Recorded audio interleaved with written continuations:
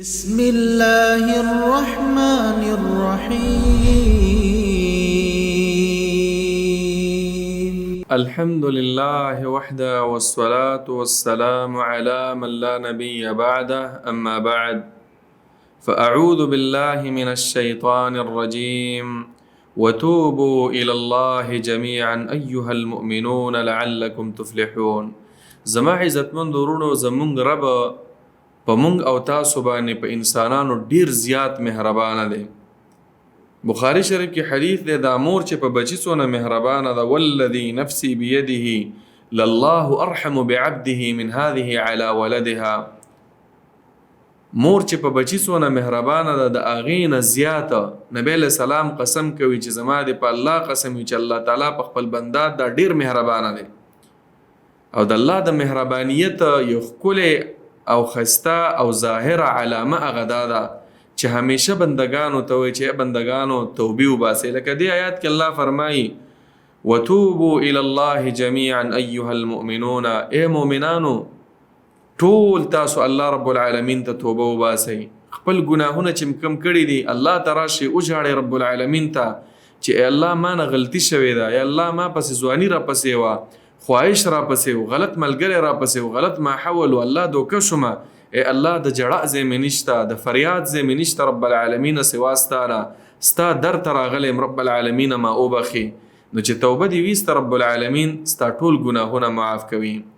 یو حدیث کې راغلی دی ترمذی کې دا روایت دی چې نبی علیه السلام فرمایي چې الله فرمایي چې یبن آدم، ای د آدم بچیا، لو بلغت ذنوبک عنان السماء، که دا ستا ګناهونه د ځمکه خو پرېږده دا خو ډکه شوه، دا وریځې خو پرېږده دې ته م ورسېد تر دې چې د اسمان کنارو ته ورسېده، خو بیا هم ثم اتیتني بیا راشي چې توبه وباسې غفرت لك ولا ابالي، زه ستا ټول ګناهونه هغه معاف کومه او زما هیڅ پروا نشته دی، زما هیڅ پروا نشته دی.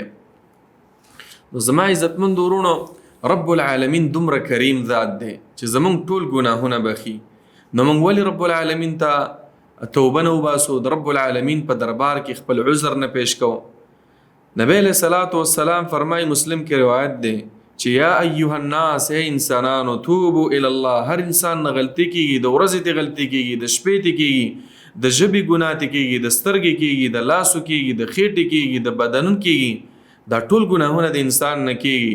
تاسو هر ورځ توبه وباسئ فانی اتوب فی اليوم 100 مره، زه الله رب العالمین په وړاندې د الله په خوا کې د ورځې سلزل توبه وباسم.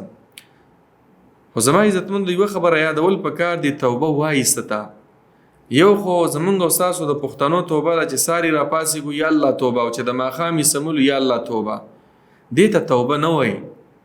توبه هغې ته ویلی کېږي چې په هغې کې 5 خبرې ضرور وي.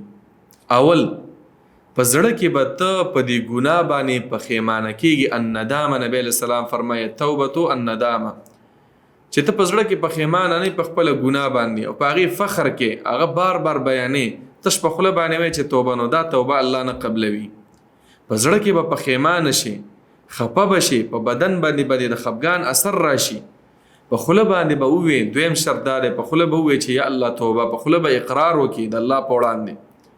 او دریم شرط دا دی چې کلک عزم به وکړي، والعزم علی الله یعوده، چې زه به دوباره دا کار نه کوم، یا غلا یا زنا یا مثلا بد اخلاقی یا د مور و پلار به احترامی یا حرام خوري، هر ګناه چې ده کلک عزم به وکړي د الله په وړاندې چې ربه زه به دوباره داسې نه کوم. څلورم چې کومه ګناه کې ته اخته یې دا ګناه به په دغه ټیم کې پرېږدي. لکه مثلا یو سړی د چرس کی، سګرټس کی، نسوار کوي، یا مثلا نورې نشې کوي، یا مثلا ګیره خري او وایي چې زما توبه ده زه به نور داسې نه کومه، نو د دې د توبې دپاره اول شرط هغه دا دی چې دا ګناه به اول پرېږدي. داسې به نه وایي چې یا الله توبه الله ما معاف کړي او بیا چې کوم دی بلیډ لاس کې نیولی او مخ چې کوم دی په هغې باندې دا بلیډ دا راکاږي او د خپل مخ پې صفا کوي، یا مثلا سګرټ لاس کې دی وایي الله توبه او یو بل کشم ورکوي، دا توبه الله به نه قبلوي عزیزانو. نو ګوره په زړه کې به پښیمانتیا کې، په خوله به اقرار کې چې الله ما نه غلطي شوې، بل به دا کلکه اراده کې، کلک وعده به کې چې زه به دوباره داسې نه کوم. څلورم کومه ګناه کې چې اخته دا ګناه به پرېږدي. پنځم که چېرته تا د انسان حق خوړلی هغه هم په توبه نه معاف کیږي، هغه حق به واپس کوي. یو سړي نه د غلا کړې ده، یو سړي سره د دوکه کړې ده، نو ته به دغه حق راواخلې، هغه له به ورکړي او بیا به توبه وباسي چې الله ما نه غلطي شوې ده. نو زما عزتمندو ورونو، موږ او تاسو ټول محتاج یو توبو ته. توبه ویستل پکار دي. توبه چې کوم ده د رب العالمین یو خوښ عبادت دی، الله تعالی ته ډیر پسندیده اعمالو کې دی.